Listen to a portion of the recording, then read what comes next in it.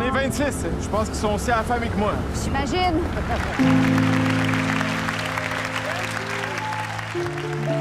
Au nom de tous les habitants, je voudrais souhaiter la bienvenue à nos nouveaux concitoyens. Mon nom est Nguyễn An Tĩnh et celui de ma fille Nguyễn An Tĩnh. Moi, c'est Lisette. Juste Lisette. C'est un boat people vietnamien, puis moi, je suis son parrain. Amen. On va te faire un CV ensemble. On va tout simplifier ça avec toi. Vous êtes beaucoup trop qualifié pour ce que j'ai à vous offrir. Il n'y a pas de petits métiers, de petits postes. Chỉ có nghĩ một ngày nào đó mình được về nhà không? Quand tu apprécies les nuances du bleu du ciel, tu apprécies la vie.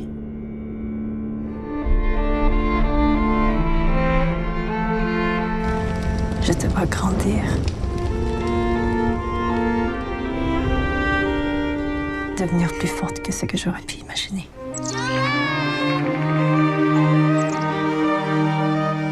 Et je crois que ta meilleure chance de pouvoir te sentir libre,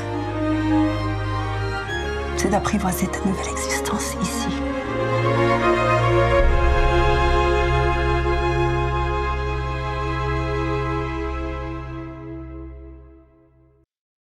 Hi everyone, this is a new episode of Carolyn Talks, the podcast / YouTube channel where I, your host Carolyn Hayes, film critic and journalist, talk to film creators about their work, the industry, and what inspires them. And today I am joined by the cast of Rue, a film which had its premiere at the 2023 Toronto International Film Festival. I always have to think because it's a mouthful to say. And I'm so happy to have them join me because this is one of the films that I feel very connected to because it talks about immigration and me being an immigrant. And I just talked to another director about the same thing, but these are stories that I'm very drawn to. So thank you so much to everyone for joining me today. We have Charles-Olivier, who is the director. We have Jean, who plays the dad, Min. We have Chantal, who plays the mom. Please remind me of your character's name. Nguyen. N-U-E-N? N-G-U-Y-E-N. N-G-U-Y-E-N. Okay, I have a friend with the same name actually. Nguyen. We have Chloé, who plays Tin. And then we have the author, Kim, who is the author of the story and as well as the producer on the film. Thank you so much for joining me today, everyone. Thank you for having us. And thank you. No, this is a treat for me because I rarely get to speak to like the entire lead cast for interviews. Usually it's like one or two people, so I'm very happy to have all of you join me today. So Rue is a film about this family that leaves Vietnam during the end of the war in Vietnam. Because I don't like to call it the Vietnamese War because I'm always like technically like looking at it politically, the war didn't belong to them. Very much the same thing as the war in Korea. It's like, you know, US politics, colonialism and all of that had a very a big impact on the politics in this country and on the people. Your characters deal with that political fallout because they become refugees fleeing from their own home and they move to Montreal, a country that's cold, coming from like the warmth of a tropical climate to. I immigrated to Canada in November. I do not recommend anyone ever do that. So seeing your characters do the exact same thing, like migrating in the bitter cold, it was like I feel them, I understand. Yeah. But they talk like your film really does get into the emotional toll that being a refugee and being an immigrant takes. It's like leaving your home during war is already extremely difficult, but to move to an entirely different country where people don't understand you, not just linguistically, but culturally, you know, and I think your film talks a lot about the culture in particular, and like your film really does show the impact of that on all three of the characters, on both the children and on the parents in very different and specific ways. So I want all of you first to talk about just like this, like for you, I'm going to talk to you, I'm going to ask you about creating this story, but for you as the lead cast, what drew you to this particular story, and why did you think it was the correct time to be involved in a project like this? We can begin with you, Jean. Yeah, well, for me it was very personal because I didn't grow up really being so close to my culture or the history or my parents at all. And being involved in this project, doing some research, you know, trying to learn more about the history of things, drew me a little bit closer to my parents, because we would have conversations every day, how to speak, and also see see a little bit of a little glimpse of what they went through. You know, there's still a lot to talk about, but this project allowed us to open up a little bit. And for you, Chantal?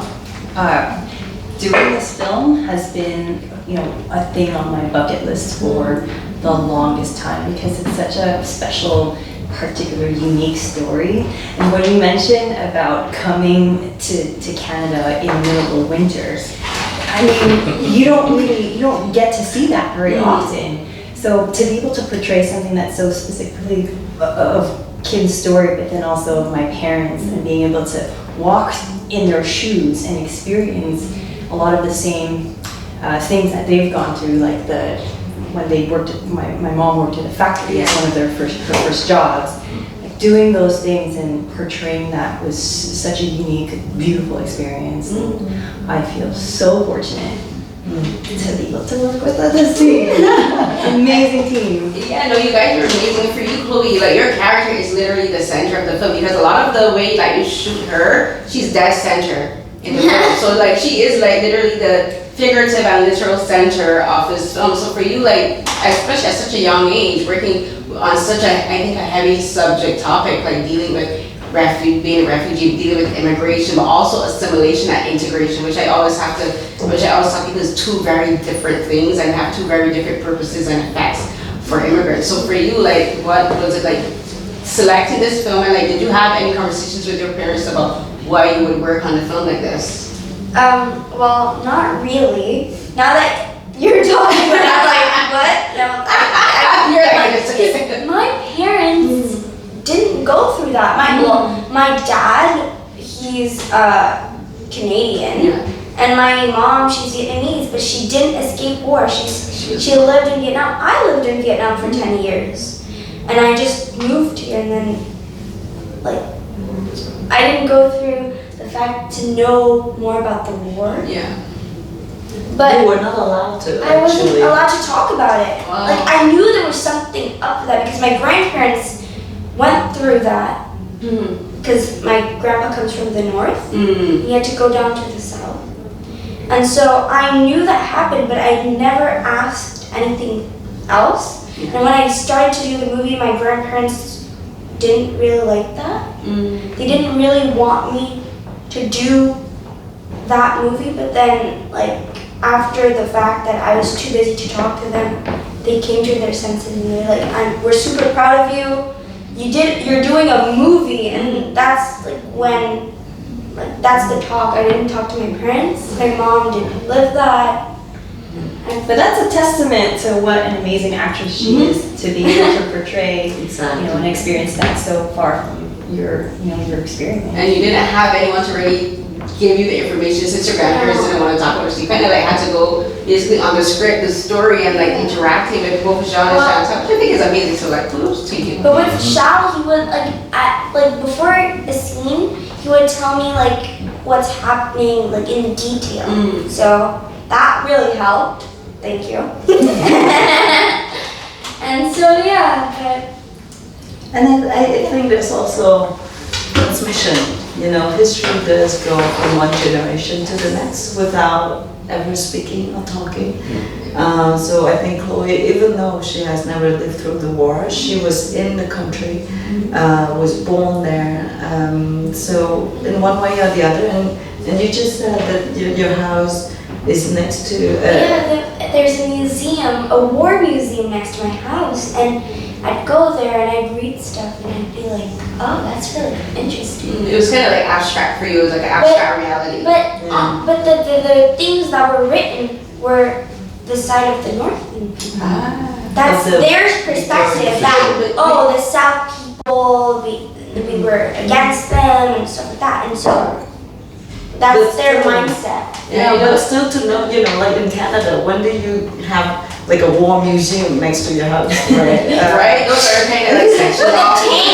There was like tanks, and I looked like an ant next to it. Yeah. That's like there's a saying that history is written by the victors, right? So it's kind of the same thing. So like the victors tend to dictate the perception of history. So like usually, like as you were saying, John, you have to do the research for yourself, which is something for me. Like when I watch films like this, like always piques my curiosity to do research into the stories and into the history, because I do know a bit about the war in Vietnam. I do know a bit about the U.S.'s role in that, you know, the CIA, and like how a lot of that played into the war drugs, because it's very connected. And I do have friends who are Vietnamese. I have a friend who actually just moved back to Vietnam from Texas, and like he's a film critic too, and like he's trying to like do his part. But watching this film made me again, I love films about the immigrant story, because I always think we're such a special group of people because we're so resilient. We have to be so resilient,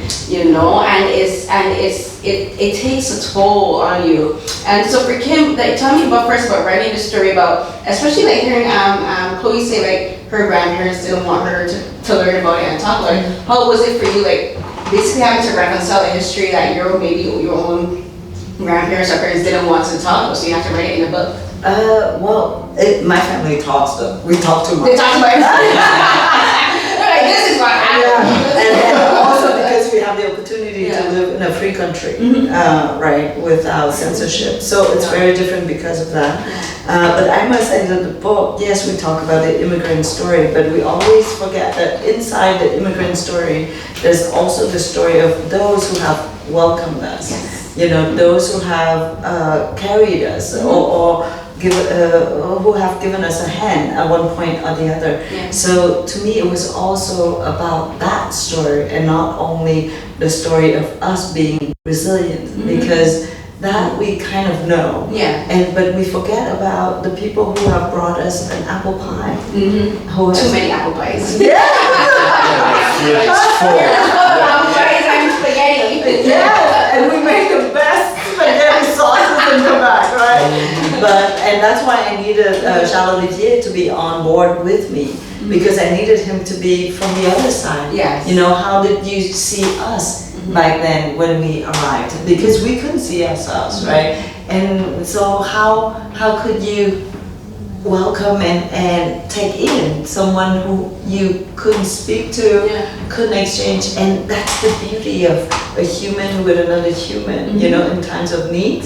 We just help each other, and the movie is also about that. Yeah, I think it is, and it's true, because I immigrated with my sister, my twin sister, and we were grown, we were adults, we were 26, but our dad was here for a bit, because our dad used to a few years ago, and then he moved back home to Barbados, because he's what we call a snowbird. He goes home in the winter and comes back in the summer. So after he left, one of the things I can generally say what you're saying about community is, like, I personally don't think I would survive the way I did without the community that I formed. Like, we went to church, and like it was predominantly a church full of mostly people of West Indian background, or South African, and even like Southeast Asian and South Asian. And honestly, the way that they formed the community around us, that was a survival mechanism, because I wouldn't have had anyone to show me around. Like, moving from an island to a metropolitan city on a continent it literally just blows your mind. Just the scope of living in Canada. 16 years and I still can't get used to the fact that I live on a continent. Like, I still expect to look outside my window and see the ocean. So like having people around you who can welcome you, because being real, like, Canada is still has very much racism, has a lot of bigotry, and if you don't have people who welcome you as you are, that can cause so much mental and emotional damage. And the film, I'm glad the film does highlight community and show that these people were accepted, because what you do is what I think is very important, is show that there were people who don't fully understand, and they're like the teacher that's telling them, like, oh, your name is Jamie. I'm like, first of all, her name is Tim, you need to call her. Like, that's one of my pet peeves, when like you move and like you have white teachers giving you Anglo-Saxon or European names. I'm like, no, you're gonna learn to pronounce my name. But also us, you know, we sometimes change our own name to make it easier for them. And there's a thing, like, the little girl that she becomes, I like that the little girl was like, no, your name is Tin, and that's what she refers to her as the entire film. So I appreciate that. So talk to me now, Charles, about working with this team, and working with him and producing this story, and as she's saying, giving that outside perspective, because it's true, we can only see ourselves from our perspective, and when we look at people who look like us, but we don't know how other people perceive us, especially as immigrants. So talk to me about becoming involved with this project and saying, I will be the white man to do this story. I have to be serious because I did think about it. I'm like, the film like this made by a white person, I did have to be like, talk to me, tell me how you said I am the one to do this. I was chosen by Kim. Okay. Yeah, absolutely. I was chosen by Kim, and it was a meeting of the minds because to me, I mean, a film is a work that, and especially something like a film like that, everyone who will see it will have their own. It will become. I mean, a film. It's not mine. It's yours. It belongs to the people who see it, who watch it, and it's up to you to make it and to define it the way that you want. But at some point while making it, I have to do it in a way that I have to it has to belong to me at some point, a part of it, and to me it was a story about immigration. It was a story about welcoming. It was a story of cultures coming together, and it was like when Kim said to me very early on, she said it's a love letter to Quebec, and I wanted to be a love letter because who Kim Thúy is today is who she was then, but who she was during that trip that brought her to Quebec and to Montreal, and who the people that she met, the culture that and because of all these meetings of all these people, all these changes, she's become this artist who has written a book that has sold that has been translated in 45 languages and sold around the world. And then I was like, okay, what I love here is the fact that yes, you are Vietnamese, yes, you come to Quebec, but above all that, she was an artist. Before she knew she was an artist. Before she put down a word, the artistic instinct was really deep rooted in there, and then when confronted with the new world, whether it's difficult, funny, quirky, weird, but she noticed the world around her, and the world around her was people, or details, or food. It was a way for her to create her own identity away from what her mother and father wanted. And it was a way for her to become the woman, the human, yes, the refugee because it's part of her identity, but I don't think Kim has ever identified herself as that, but it is part of her. And I thought it was so beautiful, and I was like, I want to see the artist before the artist. Right. The artist that sees the world, but she doesn't know that she will be an artist. She has no idea. But it's so strong and that she will look at the world and she'll be like, oh, I like, this is weird, this is nice, this is funny, this is dangerous. And then she will feed off of that. And all this is not something that she's told me, it's something that it's in her writing in the book. The way that she writes the details, I mean, if you read the book, you can smell this, whether it's Quebec or it's snow or dust in Vietnam, you can smell, you can touch. Sometimes I was sweating because I was in Hanoi with Kim. Sometimes I was cold because I was in Quebec with her. And I'm like, she noticed all these things. She saw these things, and she observed these things more than most people because it was part of her identity, of her artistic journey, and that's the thing that I wanted to tell. You see, that's why it had to be him. I had never seen all this. but to me that was. It's still my virtue. Yeah. And I thought it was such an interesting journey from Vietnam, but then it's weird how, like, I don't know if you have kids or not, but I mean, but have a dog. But when you have kids, it's like. You want your kids to be a doctor. You want your kids to be happy, to have friends. But the nature of your child, boy, girl, wherever you're from in the world, the nature of your child will prevail. And if you let the person bloom and become what he needs to become, what he's inside, because a lot of my dad wanted me to follow in his trail of working in construction. That I was a filmmaker, and it was too strong to stay inside, and I love that because Kim, she was a child. She was, as she says in the book, she was like the shadow of her cousin. She was very quiet. Because she was hesitant to be what was boiling inside her. And to me, that was the film that I wanted to make. And you did, and you mentioned the artistic side, because one thing about this film that I realized, to me it reads very much like a painting. and it reads very much like a painting about transitions. So one of the things, and I haven't read her book yet, definitely will now, because one of the things, I'm a very visual person. And I love the visual look and feel of this film, but I love how the visuals of the film works around the characters. Like for instance, you mentioned the shadow, and like Chloé does their scenes with Tay where like she sees her friend, but then she sees her cousin, and the cousin is inserted into that. And that's like, again, you're centering her, but you're also centering the people in her life visually. You're telling the audience, these people are important to her. Pay attention to who these people are. And then there's the scenes with the mother and the baby, where she's like, well, anyone want more bread? That broke my heart. But I love the transitions because you're showing you can't, when you're coming from, like, whether it's a war or whether it's any kind of trauma, that kind of informs the way you relate to the world. And that was informing the way that Tin relates to the world. And the way how you, I think, interact with a lot of the, because like you don't really have much dialogue outside the home, but the way you I guess the word that's coming to my mind is transpose the emotions that she's feeling outside of the home because she's more comfortable at home. Because like there's a scene where she tells her mom, speak to me in Vietnamese, and the mom says, you're not in Vietnam anymore. And I was upset because I'm like, hold on to your culture, don't forget that. Hold on to your language. And so when she's outside, she's like, I can't speak to anyone in Vietnamese. You know, I don't want to speak French because French is not part of my identity yet.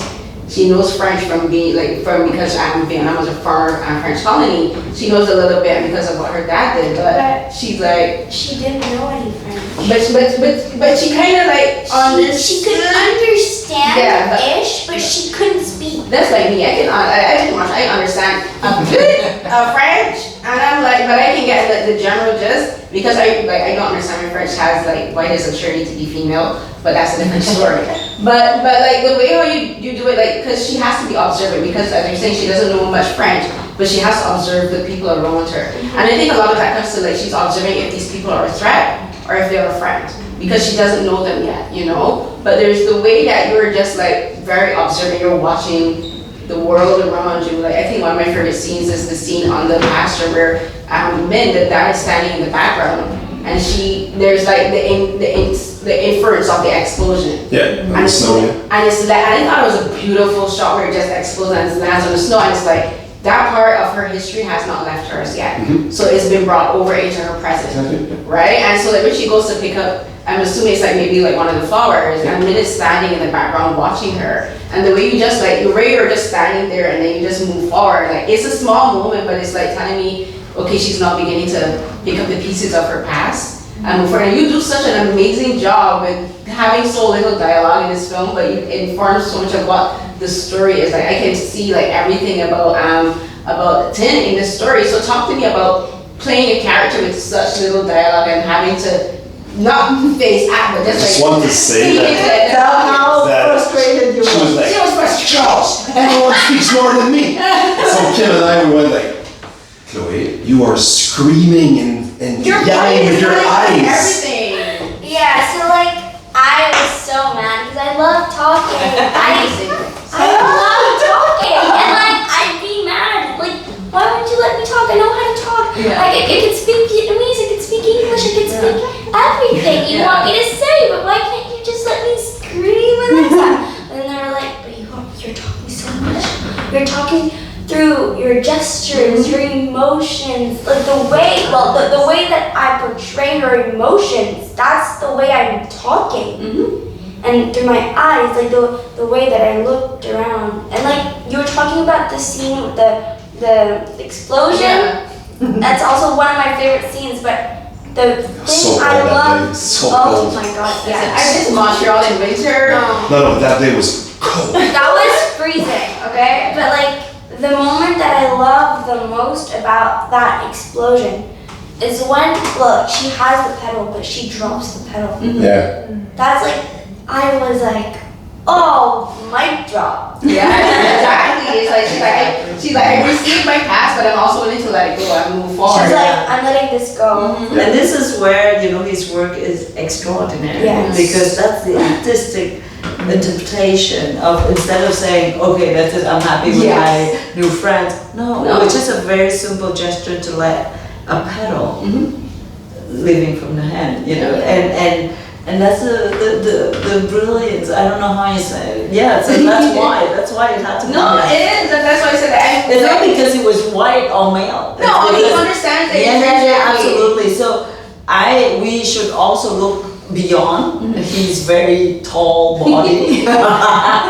he has a huge heart. Yes. And So he understands like the way that this movie had to be. It couldn't have been anyone else than you. I was chosen by her, so I don't no, know. I think a Vietnamese person who would make. If we had a Vietnamese director, probably we would.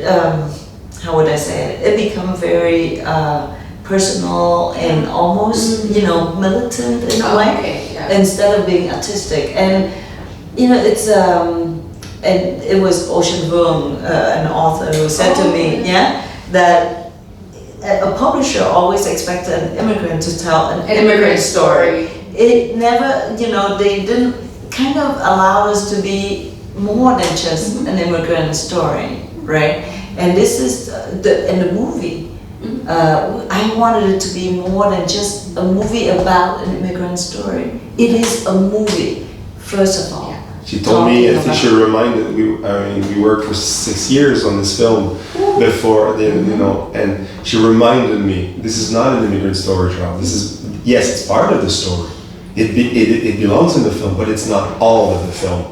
And to me, that was something that I carried in my little bag, and I have to make good on that promise, because if not, then I will, because the book is not a book about immigrant. It's not an immigrant book. It's not that. It's book. Also about writing, right? Yes. I hope that people who read the book would say, I hope that it's also about the words, the beauty of the words, and the beauty of the sentences, and it has to be more than that, because we always forget that an immigrant also has a life. We may be immigrants. I claim myself as an immigrant for like a lot of personal reasons, for like remembering where I came from and the land that I live on. But I'm also very cognizant of being more than that. Like I've done so many different things. I've lived so many different experiences, and one of the reasons that I do the job that I do now, like talking to you, like the reason that I say I'm drawn to immigrant stories isn't because necessarily it's just strictly about immigrants, but it's about I can relate to these stories no matter where we came from, because there's that one commonality, but there's all of these other experiences that I can draw and references to, like Montreal being literally cold. Like I have that understanding, and you like talking about even if these weren't immigrants, even if they had moved from like one province to the next, but moving during winter, I can still relate to the fact that that was a bad idea. Moving in winter is a bad idea. An English Canadian to go to Quebec So and it's then a big, learn French. huge transition. It should be the same. Exactly. The same emotion of loss and losing your network, right? You don't know nobody no more. Leaving your family and everything that you know behind, whether you move like country to country, province to province, state to state, is still hard. It's still community. And one of the things about the parents that the thing is like people even they talk about immigrant stories when these stories are talking about like for like Ting is the center of the story, but like what I think the film does so beautifully shows who these parents are. We got to see who they were a little bit before, but we got to see how this affects them, not just like leaving Vietnam, but just like having to learn how to be around their own new network. And it's different because like as a child, like children make friends easier. She can relate to these children. She has this set network. Like she goes to school and it's like a community there, but the parents have to find and make their own community. And like, making friends as adults can be very difficult, can be very hard. And that's something that I think you do beautifully in the film, is showing how for them they have to learn how to branch out for themselves. They may be adults, but they still have to find the and the support, the strength of the father. Exactly. Right? But also the happiness of that little move sweeping it out in the church, and that it brought so much joy, and I cried and laughed at the same time because it was so, not laugh but smile, because there's joy is still there even when it's hard. And you did it so well, just one little move. I love the relationship between the parents. I want both of you now to talk about their relationship, because I think their relationship is so important, because I was saying like we know that as adults it can be hard to find new community. But it can be even more difficult where like the people that you're meeting know nothing about your past. You know, like for your character, he was a lawyer, you know, he worked for the government, he had an established career. Like in Vietnam, where they know where they were, like people would, even if they don't know you personally, they'd be like, oh, he's a government worker. You know, like you had that established, you had that established. And for you, like your character, she had a life, she had a family, she had her mom, you know, she had all of these people, this support network. She doesn't know she's going around women that don't know her, and like for women, like we know, like having familial relationships with women is so important. And for her, she's surrounded by these women, but she still hasn't yet found that support network because I think she's a bit embarrassed to be working where she's working. Like not that she's ashamed of it, but you do such an amazing job in the scene where like Min brings Tim to the factory. And you look up and you see her and you're just like, oh wait, I don't want my daughter to see me doing something like this. Yeah. Well, that was actually, it was like your face spoke so much, and I in my head I was thinking she's embarrassed, but it's not that she's ashamed of the job, it's just like my daughter's seeing me in a way that she's never had to see me before. So I want the both of you now to talk about being parents. You can say something you want to say, but I want you both to talk about playing these parents who have to find a new connection as parents, but also as individuals away from their family. Well, about that scene, it was a scene that I talked to Charles-Olivier about, and when we were shooting this project, my mom had told me that the first time she cried while she was in Quebec was when she was working at the factory because it was so hard and it was one of the most difficult jobs that she had held. And so it's something I asked if we could include in the so it wasn't originally in the script? No, because my mom is the contrary. So I never wrote this. Okay. She's more when I was shooting a lot of those scenes, Shal would be like, you have to be tougher on her, you have to be like more severe because you have to yell at her more because by nature we're so affectionate, we love each other so much. So playing that kind of mom, I think was more difficult. Yeah, but it came out perfect, you know. But this is what the movie is about: the freedom of creativity. You know, like that dance move. I don't know. Yeah, it just came out of nowhere on the day, I think, right? Because he's a dancer. Oh, yeah, he's a professional dancer. So it came. What genre? Just like ballroom. Contemporary. Okay. Check him out. He's so good. Come on. But overall, for me, it's not, so the immigration story is important because it's a story about loss, but more importantly, also it's a story about what you gain. Like you gain the memories of these beautiful moments when Dinh first comes into Montreal and experiences all of the new relationships, all of these little memories that made Kim Thúy the writer that she is today. That's what the movie is for me, a collection of these memories that make you who you are. And it's beautifully captured in the book, and I feel like the film has the same essence of like these imprints. You're continually imprinted with memories that stay with you for life, that feels like yesterday, and that's what it feels like. And for you, Jean, there's a scene in the dancing, but I think one of my favorite scenes with you, there's a scene on the snow with the thing where he goes walks up behind her, just like offering that kind of support. But I think my favorite scene with you is where he goes to ask for the job at the restaurant, and he meets the black man who's managing the restaurant.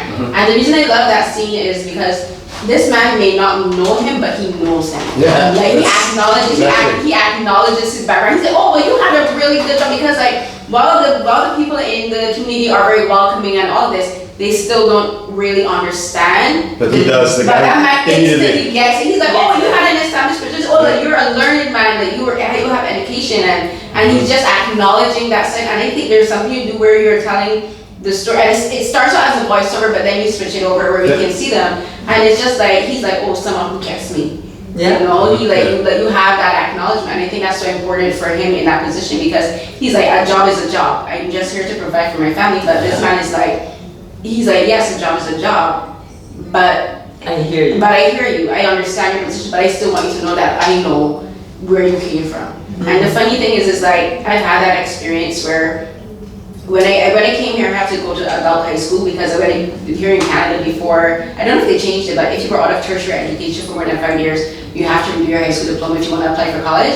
And I was a grown adult. I was like 20s. I was 27, 20, but I had to go to adult high school.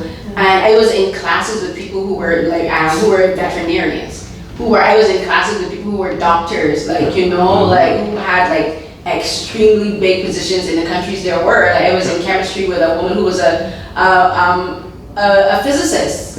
She was Japanese and she was a physicist, and she's in grade 11 chemistry with me, right? But it's like the same thing where it's like he got that acknowledgement. He's like, because we had a lot of those kind of discussions where we said we are on the same level playing field here, but I acknowledge where you came from, I acknowledge the work that you have to put in your background, and that scene, I think he really needed that affirmation and saying that he really needed that affirmation. He's like, it's a quiet moment, but he's like, okay.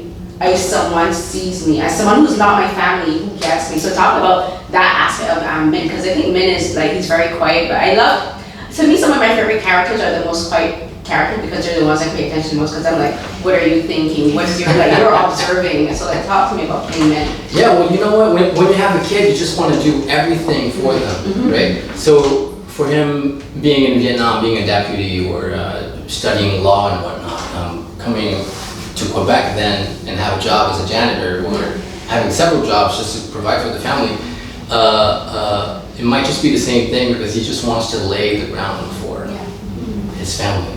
And that's the most important thing. I think for both parents it was the same thing, the same thoughts. So that's what drove him, basically, right? You get to have fun and not the tiger mom.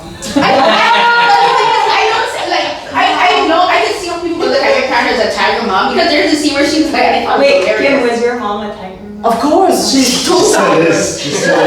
Wow. 10 tigers, I don't know, a whole gang of tigers. But the thing is, I actually don't see her mom as, I don't see her as a tiger mom at all. I see her a lot as like my mom. But like the thing that there's this line where she said, she was like, oh, you know, you can be a doctor, a lawyer, a dentist, and all this. And then she's like, or you could settle and be an engineer and a condo. And she's like, settle. At first, like even get a CPA takes years, but I'm like, she's like settling. But I didn't see her as a tiger mom because I think, especially in that particular circumstance, because she saw that Tin was struggling, but in her own way, she was just like, this is, and in doing that, she gave her the gift of like being a writer, wanting to be a writer, because if she hadn't given her that book, she wouldn't have discovered the language that she fell in love with. She wouldn't have discovered the words. This is I'm sorry, they are like, they're not, they've been knocking. Oh really? I didn't hear. And I'm like, no, I've been trying to.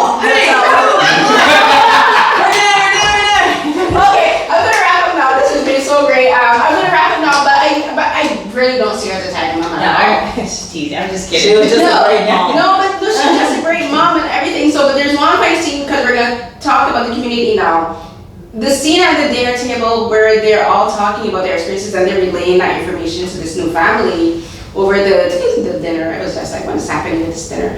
But there's a scene where the men are singing outside and like the family is watching them. Can you tell me what they were singing? I want to know because I'm just super curious. Wait, which, sorry? It's the men, the sugar shack. The sugar shack. They're at the sugar shack, and the men are singing. The Quebecois men are singing, and I'm like, first thing, the reason I'm asking not because just I'm curious about the song, but I think it also was a way of the family getting to see the Quebec people in a different light. Because they're getting to see them in a community in a way, because for like a lot of people from a lot of indigenous communities, music is a very big part of our country culture, and music is a very big part of Vietnam culture. So like they got to see that, oh wait, this is something we have in common with these people. Yeah. You know, it might be a completely new country, but we have music to connect through. So talk to me about that scene that we were around.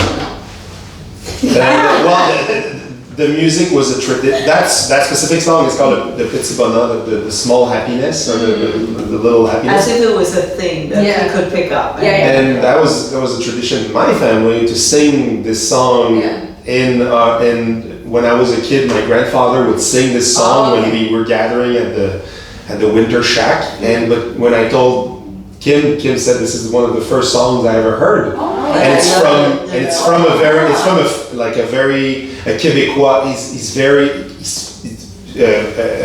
He's how can I say it? He's like a folk singer, but he's like a Bob Dylan before Bob Dylan. I mean, he's a hero actually. He's a hero. He's a national hero of Quebec, and he's a major part of our identity. And that song is for me was a way of connecting these people that life is hard for refugees, life is hard for this family, life is hard but we find happiness in the little things. And to me that was a good bonding moment of these people and music connects people, art connects people. That's amazing. We didn't even know that. Yeah, we didn't. Wow. Well, you weren't listening because I explained exactly that. We're busy eating. Thanks for asking that last question. I was wondering, but I think it's another beautiful scene because this is the time where we get to watch the family observe. Where before everyone was observing, and this time they get to be the observers.